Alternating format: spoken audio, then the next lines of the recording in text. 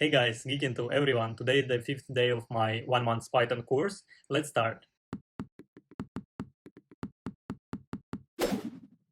Okay, we are gonna start with the checking the plan. And today's day number 5. And the topic is lists and tuples. Creating, accessing, and manipulating lists and tuples. Okay, what I'm gonna do is copy this topic and I'm gonna ask ChatGPT bot to provide me an information with example for this topic. Okay, provide.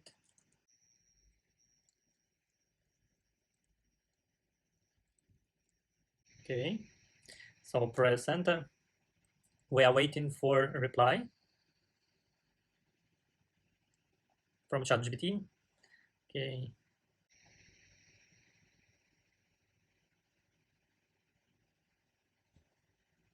Okay.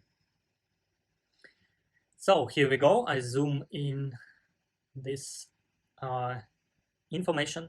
Okay. Day number 5, lists and tuples. Creating, accessing, and manipulating lists and tuples. In Python, lists and tuples are two commonly used data structures to store collection of elements. They are similar in many ways, but with one key difference. Lists are mutable, can be changed, while tuples are immutable, cannot be changed. That is a major and really one of the basic difference, actually. In this Python course topic, we will explore how to create, access, and manipulate lists and tuples. So point first, creating lists.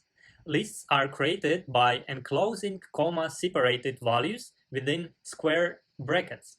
Okay, these ones. The elements within a list can be of any data type and they don't have to be of the same type as well. Example, creating a list of integer, you see the example here, and creating a list of strings, and you see the example here. So there is a square brackets, and inside this, within this square brackets, there is one string, second string, third string, with the comma separated. So creating a list of mixed data types. So it's mixed type, you see here. Okay. Point number 2, accessing list elements. List elements can be accessed using indexing, where the index starts from 0 to the first element. Negative indexing can also be used to access elements from the end of the list. You see the example. Point number 3, manipulating lists. Lists provide several methods and operations to manipulate their contents. Here are some commonly used operations. It's adding elements. You can use the append methods, which adds the elements of the end of the list. And you can also use the insert method, insert the element and the specific position. Okay, there is example here for append methods.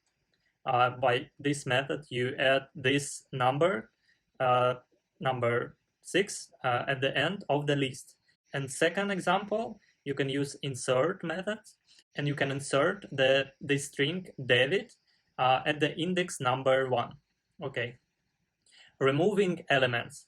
You can use the remove method, removes the first occurrence of specified values.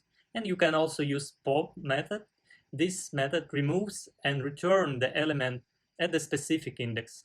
Okay, there is examples. First one, you can use a remove method. By remove method, you remove the first occurrence of the string Bob from this list. And second method, there is a pop method. This method removes and returns element at index number 2. Okay. Point number 4, creating tuples. Tuples are created by enclosing comma-separated values within parentheses, this one.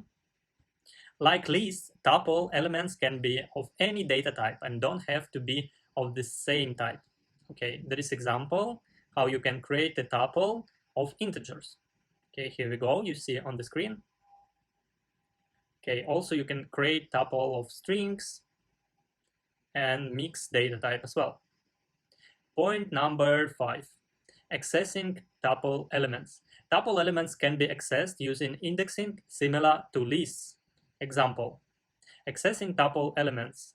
You can access by this. It's access the first element of the tuple. One more time, the index of the first element is 0. So it starts with the 0 regarding tuples and lists. Okay, and you can access the second element, which index is 1. Here you see the example. Okay, point number 6, manipulating tuples. Since tuples are immutable, you cannot modify their elements directly. However, you can perform operations like concatenation and slicing to create new tuples. Example, concatenating tuples. Okay, it's going to be new tuple because you cannot change a current tuple, because tuples are immutable. New tuple, the point plus coordinates. So it's one tuple, it's another tuple, and you can concatenate them. And slicing tuples. Okay, slice tuples, it's the tuple named person. There you can specify the information about slicing and creates a new tuple without the first element. Okay, thank you guys for watching this video. I hope you like it. It was the 5th lesson of my 1 month Python course. So let's see you on the next lessons.